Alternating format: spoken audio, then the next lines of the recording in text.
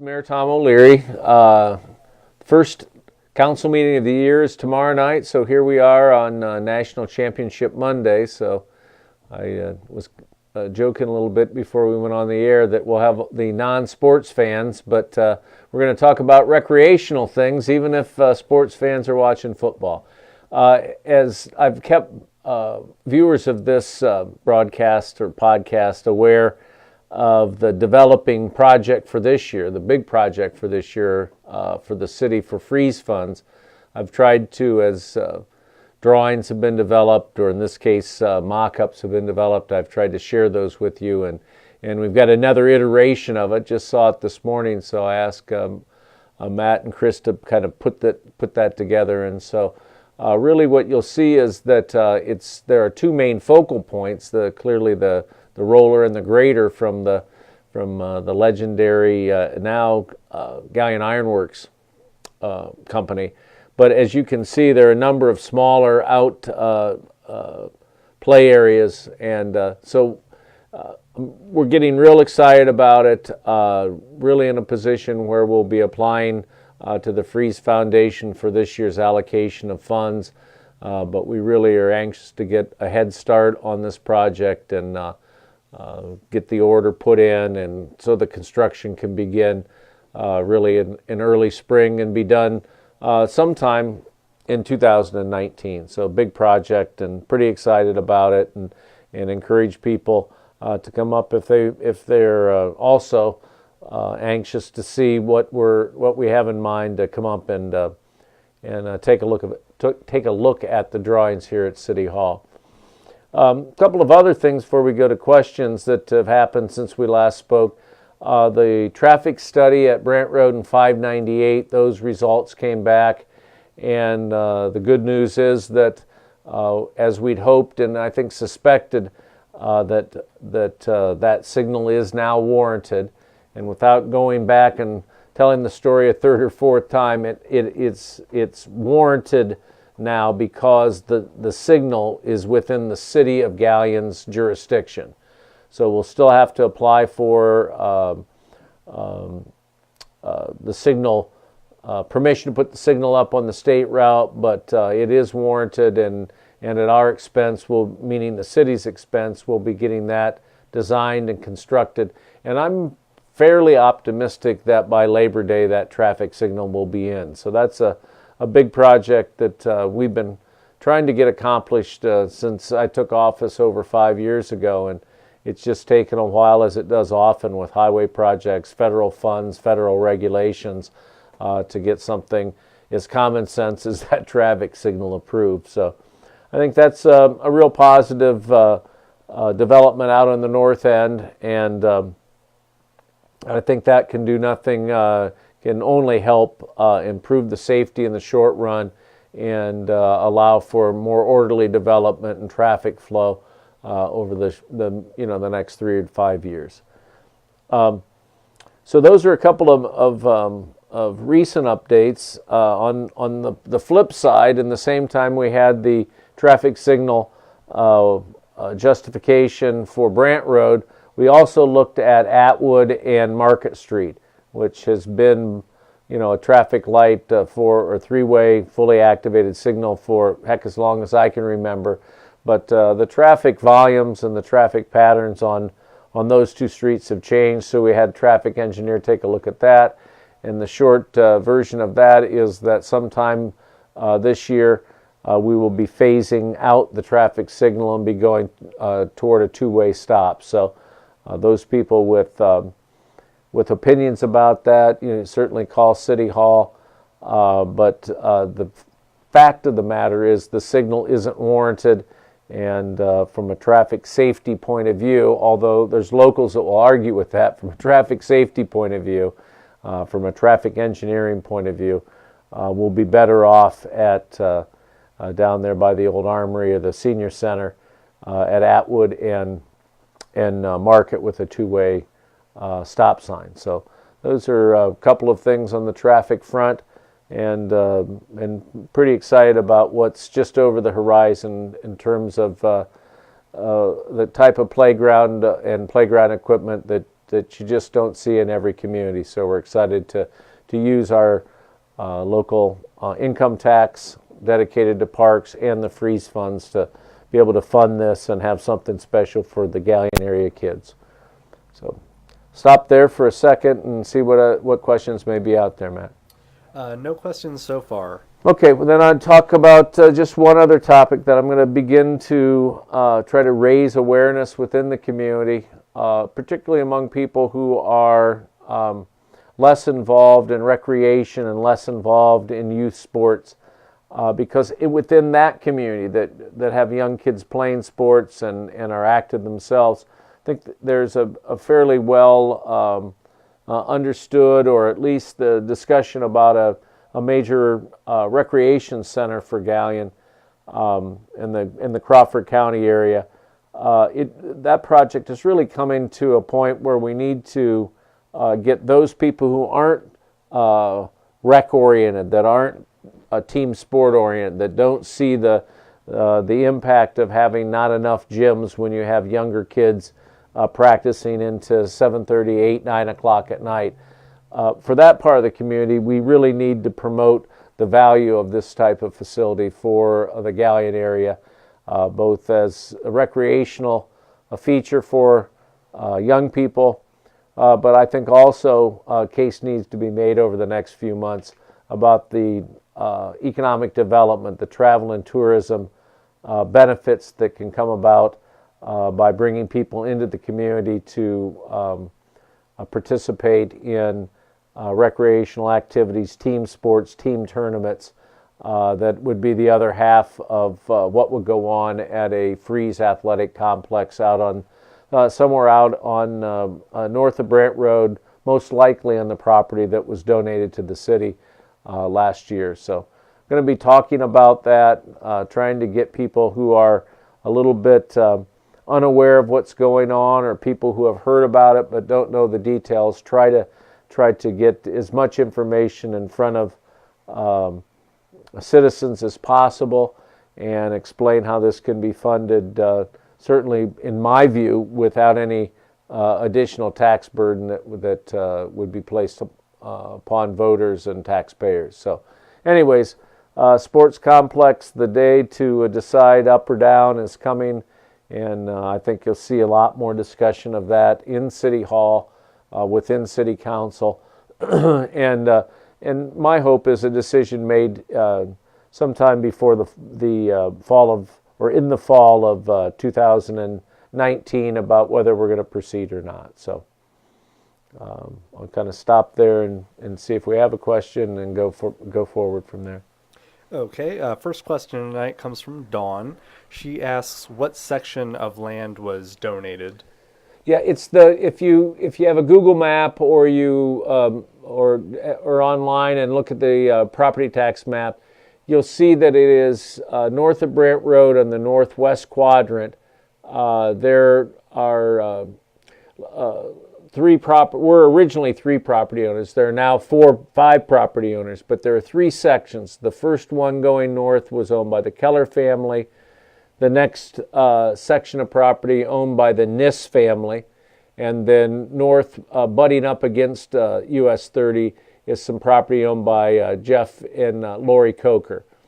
This would be on the northwest corner of that Nis property.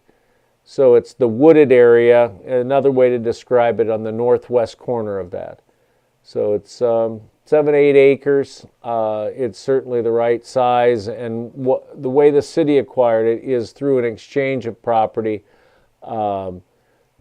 with the developer and property owner there. So we traded some property for some access across their ground, and I think that'll be the linchpin of future development out there. Okay, thanks, Mayor. With tax season right around the corner, Marie asked, do Galion residents still file taxes through RETA? Yeah, I think the short answer to that is yes, and that is true. I think particularly it's true for people who don't work in town and don't have withholding by their employer. So the many people that live outside the community have to file their city tax with RETA, and then certainly any self-employed persons or independent business people, as they know from past years, have to file their taxes with RETA. I don't want to say much more about RETA. It's no one's friend, and but the taxes have to be collected, and a decision was made while we were in fiscal emergency to go with this regional income tax authority, and I think for the foreseeable future we'll probably continue to have our local taxes collected by RETA and the revenue sent to the auditor's office. Okay, thank you on that. And we actually have two more questions, Good. Same topic. Any update on a grocery store? You know, that the answer is yes. It's moving along, as I've said in previous weeks, very slowly.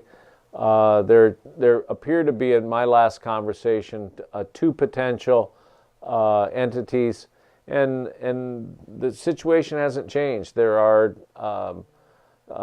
some liens that have to be cleared up that are on the property that would that are getting in the way of restocking the store. And I talked as late as last Friday to the people from the landlord, planning another meeting where they're going to come to town and talk about investing in Galion. And they continue to work hard at it, and there are at least two potential buyers. So I'm getting as frustrated as anyone else in town, and but I'm not pessimistic. I really think it's a matter of being as patient as we possibly can. But it would be nice not to have to go through the entire winter having to head to Ontario or Bucyrus or wherever else folks shop, in addition to Save a Lot. And I was just at the Drug Mart one more time, and so I'll continue to shop there like a lot of folks have. Okay, thank you, Mayor. Those are all the questions we have for right now. Well, the quite honest and very open about trying to get feedback about the park playground equipment. It'll be a pretty substantial investment, so we want to make sure that parents with kids that might be using it and kids in some small way can provide feedback about it. There's a whole range of activities to do. It's not just two big pieces of playground equipment. It's something that the kid in all of us can get pretty excited about, and very anxious to get that project underway this year. So tomorrow night, very little legislation. There'll be a short presentation, really in effect a mayor's report on 2018, trying to go through our major utilities and the general fund, safety forces, and talk about major achievements that were accomplished in 18, and then in each area, all the utilities, and in the general fund areas, talk about what we have planned for 2019 in terms of capital improvements, projects, those kinds of things. So, big meeting in store, although there's very little legislation. I guess there's maybe one more question. Yes, Okay. we have a question from Tina. She asks, what about the musty smell on the east side of town? Well, I'm not quite sure what she's referencing. One of the things that we hear about, I'm not sure what the musty smell is, but if it's in and around the covert manufacturing area, I mean, we do get complaints about that. I know they're aware of it, but it is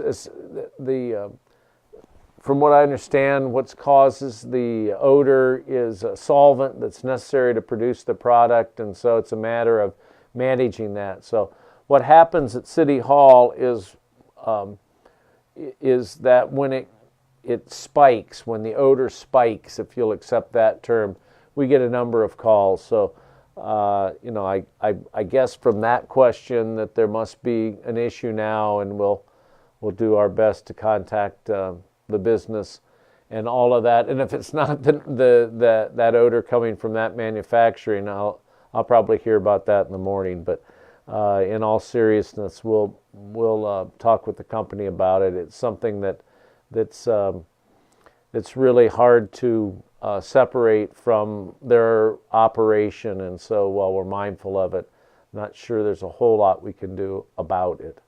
Now, if it's a different musty smell, we'd certainly give us a call, but something tells me that's probably what it is.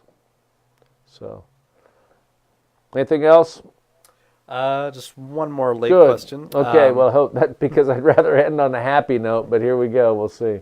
This question comes from Jamie. She asked, any update on the feral cats in town? No, I mean, other than it hasn't changed much. There's a sort of a divided opinion. I'm working on a property, helping out some family members, and those people say there are no resources. I'd have to agree with them. They're really not clear who you call on and how you take care of them in terms of on your property or in your property. But no, not much of an update. Those are both of those last two situations are kind of chronic problems that are difficult to get a hand around. Once again, I've said this all night, but if people can have an idea about what to do about the feral cats, I'm really be happy to know what those ideas might be, because it is something that you don't really have a humane society, you don't really have anything like that can be a humane and ready way to get rid of the feral cats that plague neighborhoods throughout the town. Okay, thanks, Mayor. One last question comes from Caleb. He asks, is there any money out there to bring the tile, probably storm sewer, tile that they are running by Covert down Dossett towards 19? Yeah, I know exactly. I mean, I'm not looking at, but I know who Caleb is, and the answer is yes. And you've got to build what we're building now in order to have something to be tied in what I call the numbered streets. So I think where Caleb's problem is in and around First Avenue, and there is a low spot, and what we have to do is get sufficient outlet built, most likely up Dawson Avenue, to drain and get an outlet there. But you're right that what's being built now, as it comes out to East Street, that direction, that's where that will be able to be picked up, and we'll have an outlet to get that water out of there. But as it exists now, that bowl that I believe Caleb's talking about, we really have to get a larger pipe, more of a stormwater main and catch basins closer for us to be able to run, or the property ought to be able to run a pipe to tie into that. So anyway, it's a problem that we tackle with about $250,000 a year. We're building a project right now. We'll build another stormwater project this year, and we'd like to build a project each year as we move really from where we are now out across the east side of town all the way out to 19, and his area will be part of what will be taken care of. But it's a matter of building at least one more project before we get to that one. Okay, that's all the questions we have tonight. Well, I really appreciate people tuning in and the questions, uh, and people who are aware of the sport recreation facility and you have an opinion about it. Now's the time to begin to talk to people at City Hall and on City Council. Traffic signals coming, and like a kid with a chance for a new playground, we're real excited about this project that we talked about early in the show. So thanks everyone, and we'll talk to you in a couple of weeks.